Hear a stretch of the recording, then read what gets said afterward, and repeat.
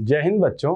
आज की क्लास में हम हमारे सिलेबस की लास्ट यूनिट पढ़ेंगे जो है कम्युनिकेशन सिस्टम या संचार प्रणाली। तो आइए उसके बारे में डिस्कस करते हैं। हमारी लास्ट जो यूनिट है वो है संचार प्रणाली और अब आज हम इसके बारे में पढ़ेंगे। बच्चों इसमें हमारा जो पहला टॉपिक है वो है संचार प्रणाली की परिभाषा कि संचार प्रणाली की परिभाषा क्या होती है। तो संचार प्रणाली क्या होती है, संचार क्या होता है। ठीक है, संचार क्या होता है कि हम किसी संदेश को, हम यहाँ पर हैं, किसी संदेश को हमारे किसी नज़दीकी तक भेजना चाहते हैं जो हमसे काफ़ी दूरी पर है, तो वो क्या है, संचार। जैसे हम मोबाइल निकालते हैं, किसी को भी कॉल कर लेते हैं जो हमसे हजारों किलोमीटर दूर है, तो वो क्या है, संचार के माध्यम। संचार की सहायता से हम यहाँ बैठ के दुनिया में कहीं भी कांटेक्ट कर सकते हैं, हमारे मैसेज को वहाँ तक भेज सकते हैं, हमारे जो सिग्नल है वहाँ तक भेज सकते हैं। तो ये सब क्या है, संचार की प्रणाली है। संचार की सहायता से हम वहाँ पर कांटेक्ट कर पाते हैं। तो संचार क्या है कि किसी दूर के क्षेत्र तक किसी संकेत को प्रेषित करना, चाहे वो कॉल के माध्यम से हो, मैसेंजर के माध्यम से हो या किसी भी माध्यम से हो, तो वो क्या है, संचार। हम तो दुनिया की बात कर रहे हैं, लेकिन संचार के माध्यम से हम किसी ग्रह तक भी मैसेज को भेज सकते हैं। जैसे अंतरिक्ष में स्टेशंस होते हैं, वहाँ से भी हमें मैसेज या इमेजेस मिलती है, वो क्या है, संचार। हमने अभी विक्रम लैंडर भेजा था भारत से। कौन सा, विक्रम लैंडर, जो हमसे लाखों किलोमीटर दूर है, फिर भी हम उससे जो इमेजेस है वो प्राप्त कर पा रहे हैं। किस सहायता से, दूर संचार की सहायता से या संचार की सहायता से। तो संचार में 3 अवयव होते हैं। एक तो होता है प्रेषित्र जो संदेश भेजता है, दूसरा होता है चैनल जिसकी सहायता से मैसेज को भेजा जाता है, सिग्नल को भेजा जाता है, और तीसरा होता है अभिग्राही जो संदेश को रिसीव करता है, प्राप्त करता है। तो एक तो हो गया प्रेषित्र जो भेजने का काम करता है, जो भेजता है, ठीक है। दूसरा हो गया चैनल जिसकी सहायता से भेजा जाता है, जो हमारा सिग्नल को भेजने का माध्यम होता है। और तीसरा होता है अभिग्राही, इसे क्या कहेंगे, प्राप्त करता। यह सिग्नल को प्राप्त करता है, ठीक है। 3 सिस्टम होते हैं, 3 अवयव होते हैं। पहला है प्रेषित्र जो संदेश भेजता है, दूसरा है चैनल जिसके माध्यम से संदेश को भेजा जाता है या जो संदेश भेजने में सहायता करता है, और तीसरा क्या है, अभिग्राही रिसेप्टर जो संदेश को प्राप्त करता है। तो आइए इसकी डेफिनेशन देखते हैं कि प्रेषित्र क्या होता है। संदेश सिग्नल को सीधे ही प्रेषित करना संभव नहीं है क्योंकि ये अधिक दूरी तक नहीं जा सकते, अतः इन्हें प्रेषित्र के माध्यम से अधिक दूरी तक भेजे जाने के योग्य बनाया जाता है। और इसकी क्रियाविधि क्या है कि प्रेषित्र संदेश को जनरेट करता है और इसे संकेत के भाव में बदलता है। संकेत के भाव में ये प्राप्तकर्ता तक पहुंचता है। प्राप्तकर्ता उस संकेत के भाव को समझते हैं या वापस संदेश के रूप में उसे बनाते हैं। जैसे इसको कोड में बनाया, कोई संदेश था उसे कोडिंग की, कोड में बनाया और प्राप्तकर्ता को वापस मिला। उसके पास जो मशीन होगी या जो यंत्र होगा, जो सॉफ्टवेयर होगा, उससे वो कोड को वापस संदेश में बनाएगा और वो संदेश उसको प्राप्त हो जाएगा। और इसका वापस पुष्टि भी होती है कि हाँ हमें संदेश प्राप्त हो गया। तो ये क्या है, इसकी क्रियाविधि। क्रियाविधि इस प्रकार है कि कोई भी प्रेषक है वो संदेश भेजता है, संदेश कोड के रूप में मिलता है, कोड के रूप में बदलने के बाद वो प्राप्तकर्ता को मिलता है। प्राप्तकर्ता को जब मिलता है तो वो वापस मैसेज के रूप में बदल जाता है और प्राप्तकर्ता को क्या मिलता है, संदेश जो यहाँ से भेजा गया था। यानी कि दूसरी भाषा में बदला, कंप्यूटर की भाषा में बदला, फिर प्राप्तकर्ता को मिला, कंप्यूटर की भाषा से वापस संदेश मिला और इसका प्रतिपुष्टि वापस प्रेषक के पास पहुंच जाती है कि आपका जो संदेश था, जो सिग्नल था, वो प्राप्त हो चुका है। इसमें जो सेकंड स्टेप क्या थी, चैनल। चैनल के माध्यम से संदेश को प्रेषित्र तक सही स्थान तक भेजा जाता है। प्रेषित्र जो होता है वो क्या करता है, संदेश को भेजता है। ठीक है, संदेश को भेजता है किसकी सहायता से, चैनल की सहायता से। और अभिग्राही क्या होता है कि यह चैनल से संदेश को प्राप्त करते हैं और उसे मूल अवस्था में परिवर्तित करते हैं। जो कोडिंग हुई थी, जो कोड में वो मैसेज बदला था, उसको वापस मूल अवस्था में परिवर्तित कर लिया जाता है और उसकी प्रतिपुष्टि भेज दी जाती है कि हमें संदेश प्राप्त हो गया। इसके बाद में हमारा अगला टॉपिक था कि दूर संचार में जो परिभाषाएं काम में ली जाती है उनका अर्थ क्या होता है और वो परिभाषाएं क्या हैं। तो इनमें पहली जो परिभाषा है वो है ट्रांसड्यूसर। और ट्रांसड्यूसर क्या होता है कि ये वे उक्तियाँ होती है एक प्रकार की ऊर्जा को दूसरी प्रकार की ऊर्जा में बदलती है। ट्रांसड्यूसर क्या होते हैं, एक एनर्जी को दूसरी एनर्जी में बदलते हैं, उन्हें क्या कहेंगे, ट्रांसड्यूसर। उसके बाद में है संकेत। संकेत या सिग्नल। संकेत क्या होते हैं, एक प्रकार की सूचना होती है जो विद्युत रूप में होती है। संकेत क्या होते हैं, संकेत एक प्रकार की सूचना होती है, मैसेज होता है जो विद्युत रूप में होता है, जिन्हें संकेत कहा जाता है। उसके बाद में है क्षीणता, कि जब अधिक दूरी तक सिग्नल को भेजा जाता है तो उसकी क्षमता में कमी आती है, उसे क्या कहेंगे, क्षीणता। उसके बाद में है आवर्धन। आवर्धन का अर्थ, सामान्य अर्थ क्या होता है, बड़ा करना या बढ़ाना। यहाँ बात हो रही है दूर संचार की और दूर संचार प्रणाली की। तो यहाँ पे क्या बड़े करेंगे, सिग्नल। सिग्नल का आयाम और क्षमता को आवर्धित करता है, बड़ा करता है। किसका काम है, आवर्धन का। उसके बाद में है मॉड्यूलन। मॉड्यूलन क्या होता है, निम्न जो आवृत्ति होती है, आयाम होती है, उसकी तरंग को उच्च आवृत्ति और आयाम में बदला जाता है। यह काम किसका होता है, मॉड्यूलन का। मॉड्यूलन का अर्थ क्या है कि जो निम्न कला की आवृत्ति है या निम्न आवृत्ति आयाम की है, उसको क्या करेंगे, उच्च में बदलेंगे। निम्न जो कला है, आवृत्ति है, आयाम है, ठीक है, इनको यदि उच्च में बदल दिया जाए तो इस क्रिया को क्या कहेंगे, मॉड्यूलन। ठीक है, तो इसका विपरीत क्या हो जाएगा, विमॉड्यूलन। वो क्या कि जो उच्च में बदली थी उसे वापस मूल अवस्था में ला देंगे, तो क्या हो जाएगा, वापस निम्न हो जाएगा। और मूल क्या थी, निम्न। जो तरंगों की मूल जो प्रकृति थी वो क्या थी, निम्न आवृत्ति, निम्न कला और निम्न आयाम। उसको हमने मॉड्यूलन की सहायता से उच्च आवृत्ति में बदला, उच्च आयाम में बदला। उसके बाद में यदि हम विमॉड्यूलन करते हैं, हम क्या कर रहे हैं, विमॉड्यूलन, तो वापस क्या हो जाएगा, निम्न बन जाएगी। तो विमॉड्यूलन क्या है कि मॉड्यूलित जो तरंग थी उसको वापस अपनी पुरानी स्थिति में लाया जाता है, तो ये क्या हो जाएगा, विमॉड्यूलन। ठीक है, मॉड्यूलन क्या था, निम्न आवृत्ति निम्न आयाम की जो तरंगे थी उन्हें उच्च आयाम और उच्च आवृत्ति में बदला था, ये तो था मॉड्यूलन। तो विमॉड्यूलन क्या होगा कि जो हमने मॉड्यूलित की थी, यानी कि हमने उच्च आवृत्ति उच्च आयाम की जो किरणें बनाई थी, तरंगों की आवृत्ति और आयाम उच्च किए थे, उनको वापस क्या करेंगे, अपनी पुरानी स्थिति में लाएंगे। वो पुरानी स्थिति क्या है, निम्न आवृत्ति और आयाम। तो एक बार शुरू से समझते हैं कि ट्रांसड्यूसर क्या होते हैं, जो ऊर्जा को, एक प्रकार की ऊर्जा को दूसरी प्रकार की ऊर्जा में बदलते हैं। संकेत क्या होते हैं, ये एक प्रकार की सूचना होती है या एक प्रकार के मैसेज होते हैं जो विद्युत रूप में होते हैं। इसके बाद में है क्षीणता, कि जैसे हम सिग्नल्स को किसी दूरी तक पहुंचाते हैं तो उनकी क्षमता में कमी होती है। ठीक है, तो ये क्या होगी, क्षीणता हो गई। इसके बाद में है आवर्धन। आवर्धन होता है सिग्नलों का आयाम और क्षमता को बढ़ाया जाता है, उस टर्म को क्या बोला जाता है, आवर्धन। आवर्धन का अर्थ ही बढ़ाने से होता है।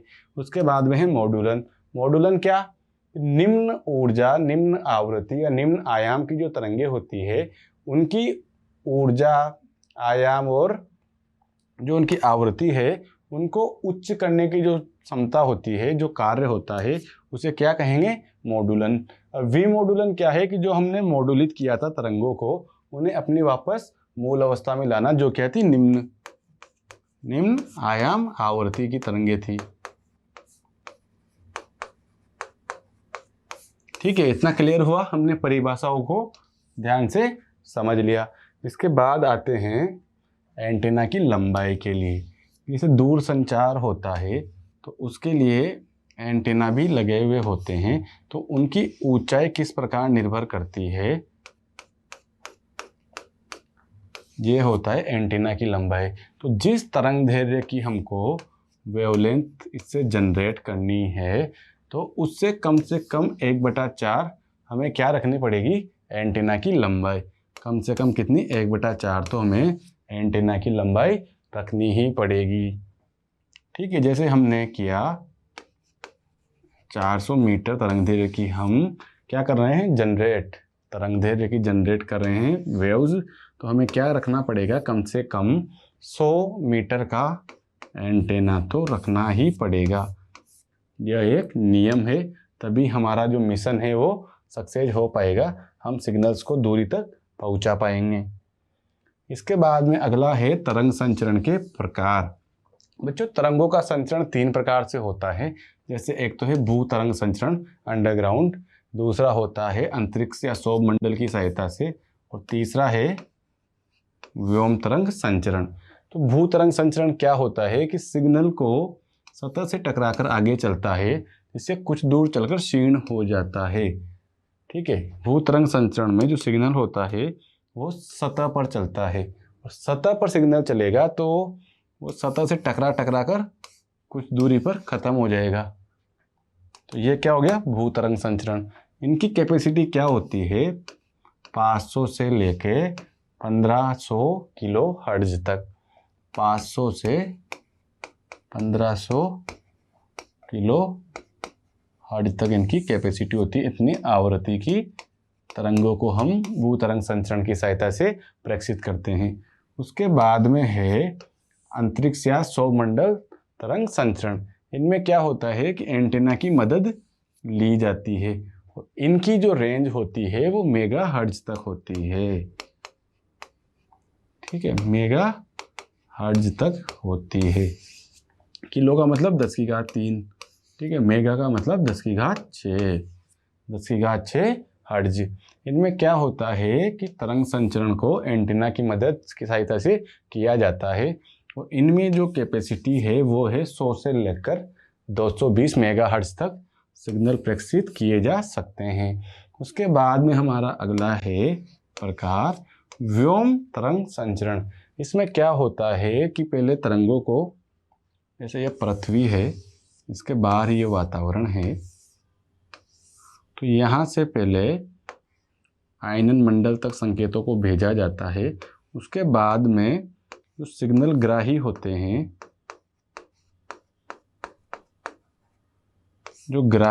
हैं, उनकी सहायता से सिग्नल को प्राप्त किया जाता है। यानी कि तरंग आयन मंडल से टकराकर पुनः पृथ्वी पर लौटती है। तो उस प्रकार से यदि तरंग का संचरण हो तो उसे क्या कहेंगे, व्योम तरंग संचरण। और इनमें 30 से 40 मेगाहर्ट्ज तक की जो तरंगे होती है उन्हें प्रेषित किया जाता है। यानी कि तरंग संचरण के जो 3 प्रकार थे, उनमें पहला था भू तरंग संचरण, दूसरा था अंतरिक्ष की सहायता से, और तीसरा था व्योम तरंग संचरण।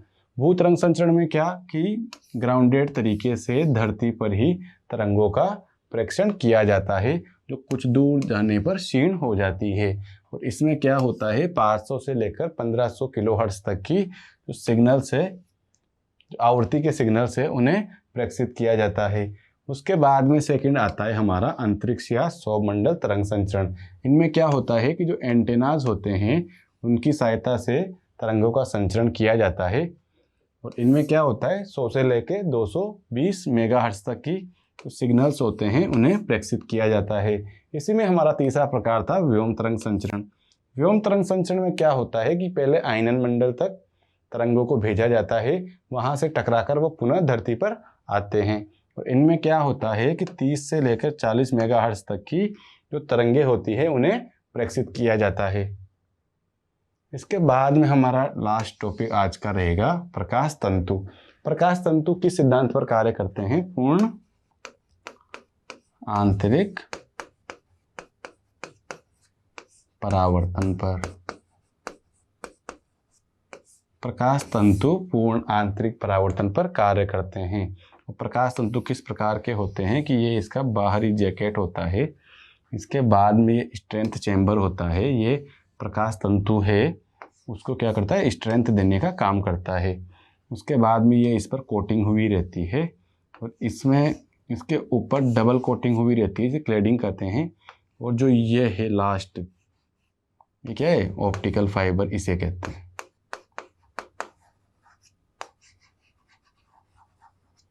ऑप्टिकल फाइबर क्या है? प्रकाश तंतु इस कोर को कहते हैं।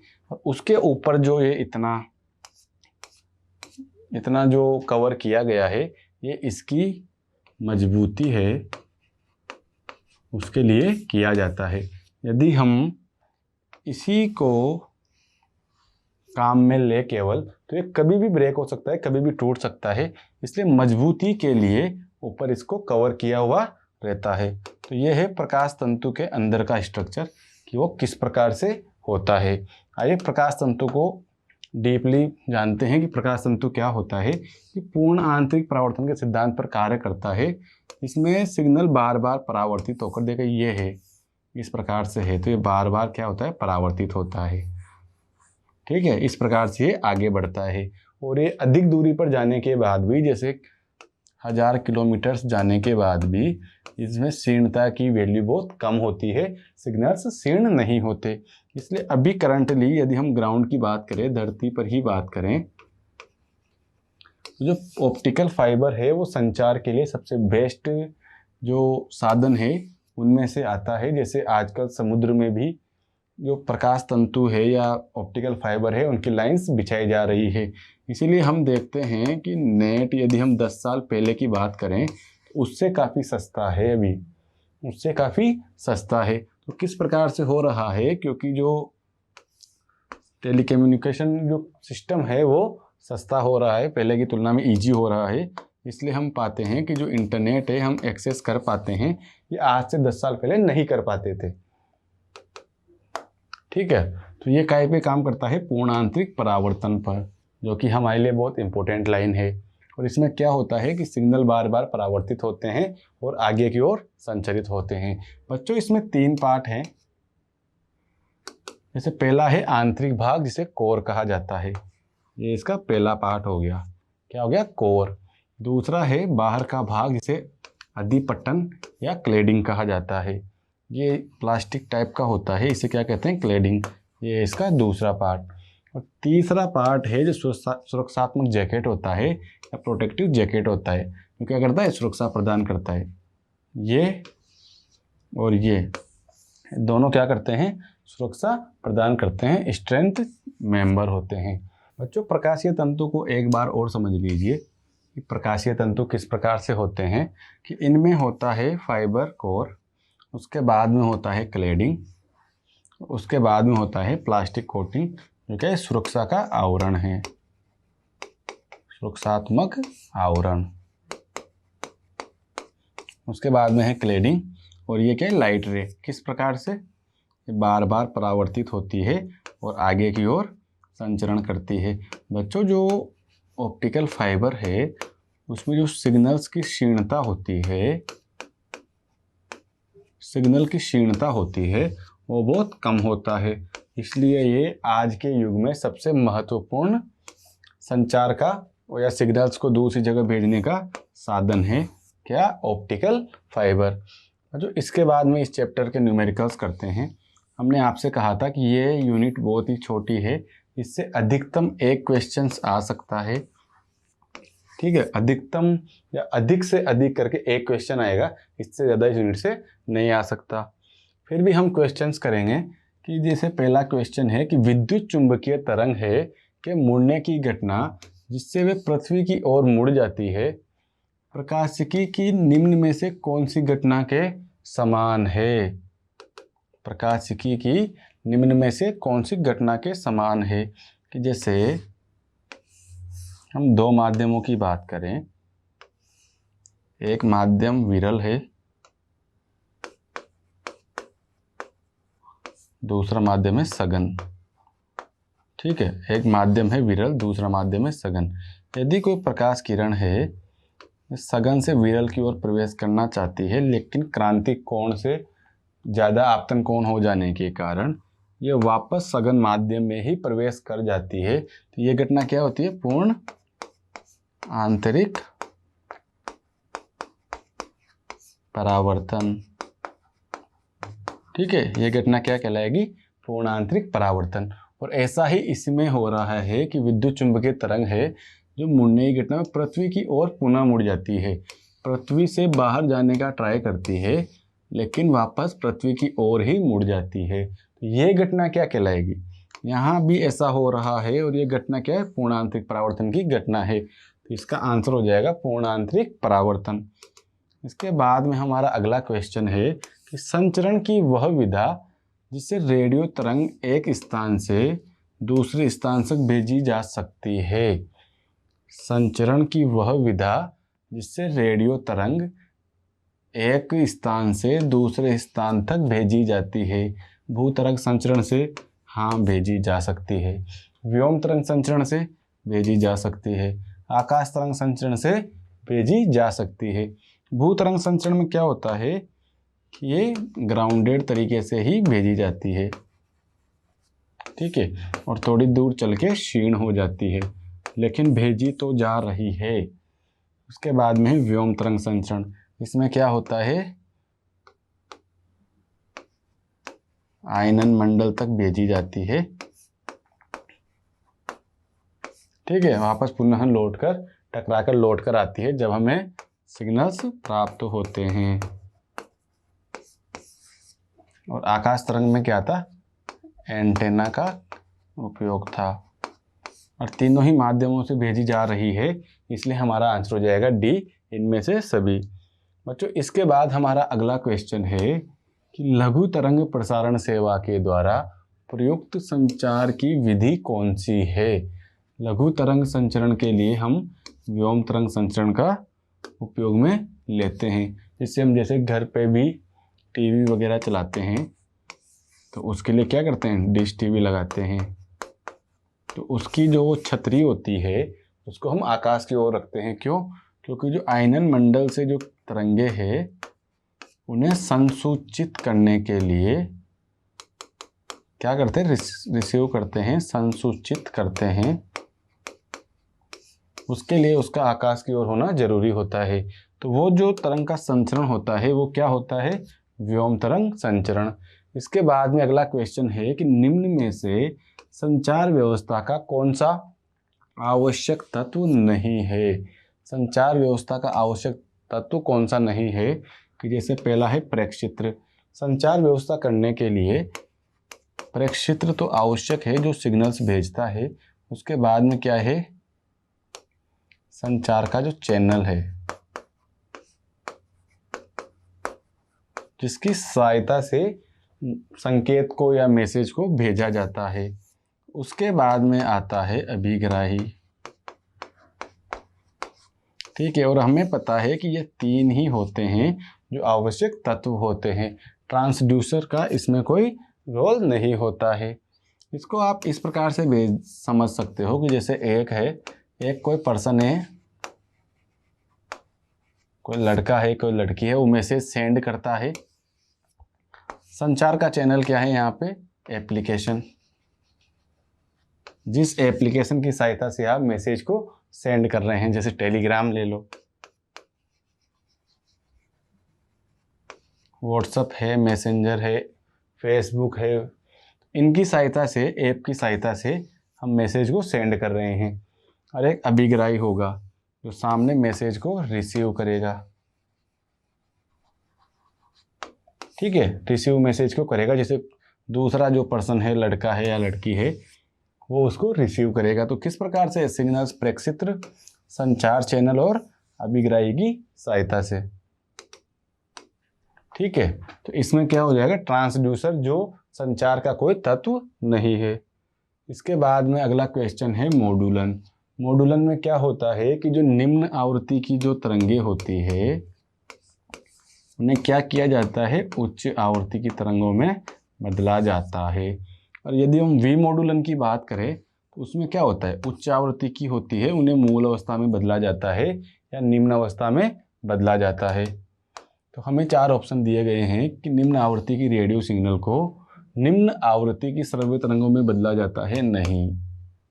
इसके बाद में है कि उच्च आवृत्ति की रेडियो सिग्नल को निम्न आवृत्ति में, नहीं। इसके बाद में है कि उच्च आवृत्ति की रेडियो श्रव्य सिग्नल को निम्न में, नहीं। यह वी मॉड्यूलन का काम है। ऐसा किसमें होता है? वी मॉड्यूलन में। हमें बात करना है मॉड्यूलन का। तो मॉड्यूलन में क्या होता है कि निम्न आवृत्ति के जो श्रव्य सिग्नल होते हैं उन्हें उच्च आवृत्ति के श्रव्य सिग्नलों में बदला जाता है। ये क्या है? मॉड्यूलन। हमारा आंसर भी क्या हो जाएगा? डी। इसमें क्या होता है मॉड्यूलन में कि निम्न आवृत्ति के जो श्रव्य सिग्नल होते हैं उन्हें उच्च आवृत्ति के सिग्नल्स में बदला जाता है। इसके बाद में अगला क्वेश्चन है कि एफएम प्रसारण को एएम प्रसारण की तुलना में प्राथमिकता दी जाती है, क्यों? जो एफएम है, हम गाने सुनते हैं एफएम से, उनको एएम की तुलना में अधिक प्राथमिकता क्यों दी जाती है? क्योंकि यह शोर कम करते हैं। ठीक है, मुद्रण काफ़ी अच्छी गुणवत्ता का होता है, यानी कि जो हमें संकेत प्राप्त होते हैं एफएम में वो एएम की सहायता से अच्छी क्वालिटी के प्राप्त होते हैं। या ये अधिक शोर करता है, तो ये तो कारण नहीं हो सकता, ये तो हम उसे प्राथमिकता क्यों देते? तो मुझे लगता है इस क्वेश्चन में पहला भी सही है और दूसरा भी सही है, लेकिन जो डी ऑप्शन है वो कह रहा है कि जो ए और बी है वो दोनों एक साथ सही है। तो इसका आंसर हो जाएगा डी, कि जो एफएम है उसमें शोर भी कम होता है और उसकी गुणवत्ता भी एएम के कंपैरिजन में अच्छी होती है। इसलिए इस क्वेश्चन का आंसर होगा डी, ए व बी दोनों। इसके बाद हमारा अगला क्वेश्चन है कि इलेक्ट्रिक परिपथ का प्रयोग करके किसी सिग्नल सामर्थ्य को बढ़ाने की विधि को क्या कहा जाएगा? इलेक्ट्रिक परिपथ का प्रयोग करके किसी सिग्नल की हम जो सामर्थ्य है, उसकी कैपेसिटी है, उसको क्या कर रहे हैं? इंक्रीज कर रहे हैं। इस क्रिया को क्या कहा जाएगा? कि जैसे मॉड्यूलन है, इसमें क्या होता है कि निम्न आवृत्ति की जो तरंगे होती है उन्हें उच्च आवृत्ति की रेडियो तरंगों में बदला जाता है। और वी मॉड्यूलन क्या होता है? ये क्या है? वी मॉड्यूलन।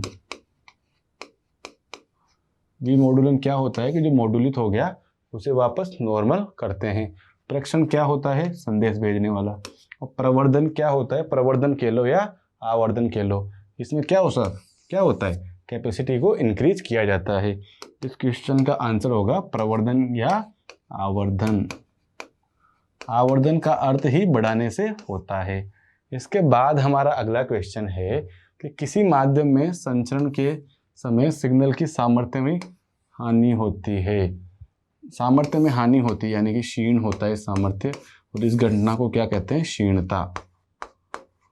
ठीक है, सामर्थ्य की हानि होती है यानी कि जो पावरफुल सिग्नल हमें भेजे गए हैं वो संचरण में यदि अधिक दूरी तक जाते हैं तो सिग्नल की क्या एक क्षमता कम होती है, उसकी जो सामर्थ्य है वो कम होता है, सामर्थ्य की हानि होती है। इस घटना को क्या कहते हैं? क्षीण या क्षीणता। तो इसका ऑप्शन हो जाएगा 4, इसे क्या कहेंगे? क्षीणता। इसके बाद में अगला हमारा क्वेश्चन है कि निम्न में से कौन सी आवृत्तियाँ व्योम तरंग के रूप में प्रयोग की जाती है तो क्षैतिज संचार के परे उपयुक्त होगी? इसमें है कि व्योम तरंग संचरण की रेंज पूछी गई है, परास पूछी गई है। ठीक है, व्योम तरंग संचरण में आएगा 10 गीगाहर्ट्ज की जो फ्रीक्वेंसी है वो किस में आती है? व्योम तरंग संचरण में। इसके बाद अगला क्वेश्चन है कि कौन सा ट्रांसड्यूसर नहीं है? कौन सा ट्रांसड्यूसर नहीं है? बच्चों जो प्रवर्धक होते हैं वो कोई प्रकार के ट्रांसड्यूसर नहीं होते। प्रवर्धक क्या होते हैं? प्रवर्धक क्या होते हैं? जो सिग्नल्स को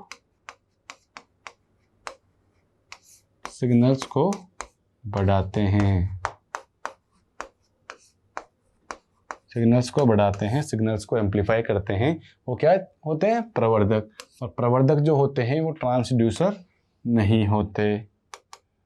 इसके बाद हमारा अगला क्वेश्चन है कि निम्न में से कौन सी इलेक्ट्रॉनिक संचार व्यवस्था में प्रयुक्त आधारभूत शब्दावली नहीं है। यानी कि हम जो इलेक्ट्रॉनिक संचार व्यवस्था को देखते हैं, जो हमने चैप्टर में पढ़ा, तो इनमें से ऐसा कौन सा शब्द है जो हमने चैप्टर में नहीं देखने को मिला, जो संचार प्रणाली में नहीं देखने को मिला? तो ट्रांसड्यूसर, हमने इसकी परिभाषा पढ़ी थी। प्रक्षेत्र क्या होता है? भेजने वाला। शीर्णन क्या? जो जिससे कि क्षमता कम होती है, सामर्थ्य कम होता है, क्षमता कम होती है, सामर्थ्य जो होता है वो कम होता है, उस घटना को क्या कहते हैं? शीर्णन। लेकिन जो टेलीग्राफ है, ऐसा कोई शब्द हमने संचार की प्रणाली में नहीं पढ़ा, तो ये ऐसी कोई शब्दावली नहीं होती आधारभूत में।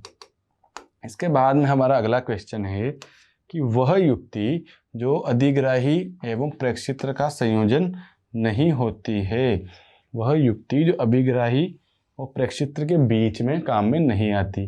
प्रवर्धक आते हैं, ट्रांसड्यूसर आते हैं, मॉड्यूलक आते हैं, लेकिन पुनरावर्तक जो है वो प्रेक्षक और अभिग्राही के बीच में किसी तरीके से कार्य में नहीं आते। ठीक है, इस प्रकार से हमने 12 क्वेश्चन तो कर लिए। इसके बाद हमारा एक न्यूमेरिकल टाइप का क्वेश्चन है कि एक रेडियो है जिसकी फ्रीक्वेंसी कितनी है?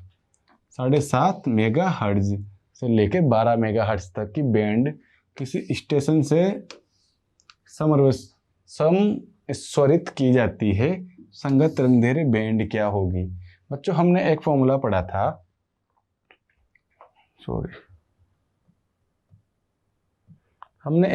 पढ़ा था, कि जो फ्रीक्वेंसी होती है और तरंगदैर्घ्य के किस प्रकार समानुपाती होती है, कि जो म्यू है वो तरंगदैर्घ्य के किस प्रकार समानुपाती होता है, कि जैसे c प्रकाश का वेग,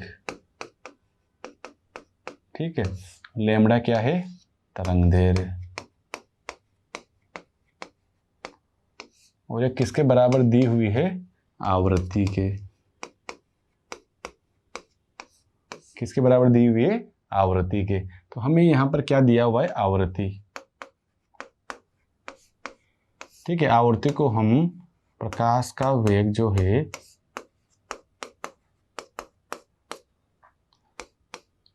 किसके बराबर हो जाएगा? तरंगदैर्घ्य के बराबर। ठीक है, हमें क्या दिया हुआ है? आवृत्ति। हमारे पास क्या है? प्रकाश का वेग। तो इससे हम क्या निकाल लेंगे? तरंगदैर्घ्य। तो आइए क्वेश्चन को सोल्व करते हैं। जैसे हमें दिया हुआ है 7.5 मेगाहर्ट्ज और 12 मेगाहर्ट्ज, तो हम लैम्बडा 1 निकालेंगे कि c/μ1 जो कितना है हमारे पास? 7.5 मेगाहर्ट्ज। तो हम c की वैल्यू लिखेंगे, कितना है? 7.5 यानी कि 7.5 इंटू 10⁶। अब आप बोलोगे कि 10⁶ कैसे लिखा? बच्चों ये मेगाहर्ट्ज है, मेगा में कितना होता है? 10⁶। तो इसको हम सोल्व करेंगे तो ऊपर तो हो जाएगा 300, क्योंकि हमने 10⁶ ले ली और इसको काट दिया, तो ऊपर टोटल हो जाएगा 300 और नीचे हो जाएगा 7.5, तो हमारा हो जाएगा 25। ठीक है, इसका आंसर हो जाएगा 25 मीटर। इसी प्रकार से हम मेगाहर्ट्ज 12 मेगाहर्ट्ज को भी सॉल्व करेंगे। तो इसमें हम लैम्बडा 2 ले लेंगे, जो किसके बराबर होगा? c/μ2 के। किसके बराबर है? 3 इंटू 10⁸ और नीचे कितना है? 12 मेगाहर्ट्ज।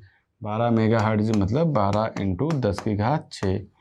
तो इसी प्रकार से बचेगा कि ऊपर तो हो जाएगा 300 और नीचे बचेगा 12। इसको हम काट देंगे और हमारे पास आंसर कितना आ जाएगा? 40। ठीक है, तो इसका आंसर हो जाएगा हमारे लिए 25 से 40 की रेंज मिल जाएगी कि यदि हम 7.5 मेगाहर्ट्ज़ है वहाँ से लेके 12 मेगाहर्ट्ज़ तक की कोई बैंड है, आवृत्ति की जो बैंड है उसको यदि हम तरंगदैर्घ्य की परास में निकालें तो कितनी होगी, 25 मीटर से लेकर 40 मीटर तक की। इसके बाद हमारा अगला क्वेश्चन है कि जब टावर की ऊंचाई 21% बढ़ाई जाए, जो प्रेक्षण की परास है यानी कि हम सिग्नल्स को कितना दूर तक बढ़ा पाएंगे। हमने टावर की ऊंचाई कितनी बढ़ाई, 21%। बच्चों ऊंचाई के लिए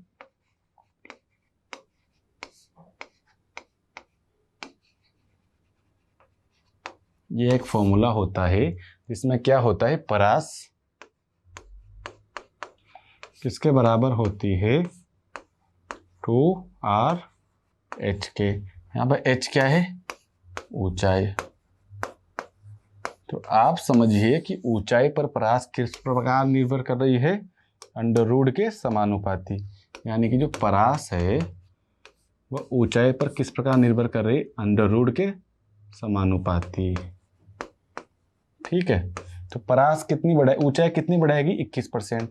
तो परास पे क्या प्रभाव पड़ेगा, जैसे यदि 21% बढ़ाई गई, किसी चीज़ को हम एक है तो वो कितना है, 100% के बराबर।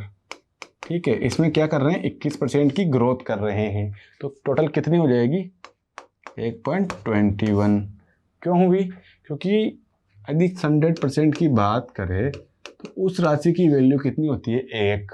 और यदि हम 100% में 10% बढ़ा रहे हैं तो राशि टोटल कितनी हो जाएगी, 1.1। हम उसमें बढ़ा रहे हैं 50% तो राशि कितनी हो जाएगी, 1.5।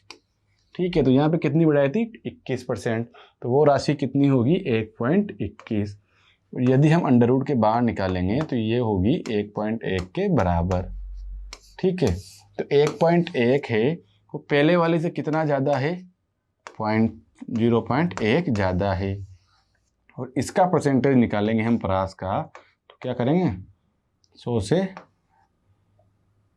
इसका हम परसेंटेज निकालेंगे तो पहले वाली को लिखेंगे, क्या करेंगे, 100 से गुणा करेंगे तो ये कितना आ जाएगा, 10% के बराबर आ जाएगा। और जो हमारा इस क्वेश्चन का आंसर भी है 10%। इस प्रकार से बच्चों हमने इस चैप्टर के 14 क्वेश्चन किए। और इसमें सिलेबस कम था, सिलेबस में ये चैप्टर कम था, इसलिए हमने जितना हमारे सिलेबस में था उतना हमने पढ़ लिया। एक बार आप इन क्वेश्चंस की थ्योरी भी देख लीजिए कि इन्होंने क्या किया, दो आवृत्ति दी हुई है और कैसे सोल्व किया कि लैम्बडा बराबर c/f1, फ्रीक्वेंसी 1, ऊपर प्रकाश का मान रखा, नीचे उस लैम्बडा का मान रखा और आंसर क्या गया, 40 मीटर, जैसे हमने सोल्व किया था। सेम वे में दूसरा वाला सोल्व किया, 25 मीटर आंसर आ गया। तो संगत जो तरंगदैर्घ्य है वो किस प्रकार से आ गई, 25 मीटर से लेके 40 मीटर तक। उसके बाद हमने सेकंड जो क्वेश्चन किया था उसमें यही था कि जो रेंज है वो किस प्रकार समानुपाती होती है, रेंज या परास किस प्रकार समानुपाती है, होती है 2r/h के बराबर। यानी कि जो रेंज है वो कैसे निर्भर करेगी, अंडर रूट में ऊंचाई के। ठीक है, तो ऊंचाई कितनी बढ़ाई, 21%, तो टोटल कितनी होगी, 100% तो थी सही, 21% और हो गई, तो टोटल कितनी होगी, 121%। ठीक है, 121% हो गई। और उसको जब हमने अंडर रूट के बाहर निकाला तो कितना आ गया, 1.1, जो पहली वाली से कितनी अलग थी, 0.101 तो पहले से थी, अभी कितनी मिली 21% बढ़ाने के बाद, 1.1, जो पहली वाली से कितनी ज़्यादा थी, 0.1 ज़्यादा थी। और यदि इसे हम परसेंटेज में निकालेंगे कि कितनी बढ़ी तो आंसर आएगा 10% बढ़ गई। अच्छा, इस प्रकार से हमने आज जाकर पूरा सिलेबस है वो कंप्लीट कर लिया है। जो भी अग्निवीर टेक्निकल के लिए जो हमारे काम का सिलेबस था आज हमने वो पूरा कर लिया है। हमने पूरी 15 यूनिट्स फिजिक्स की पढ़ ली है। आई होप आपको पूरी 15 यूनिट्स समझ में आई होंगी।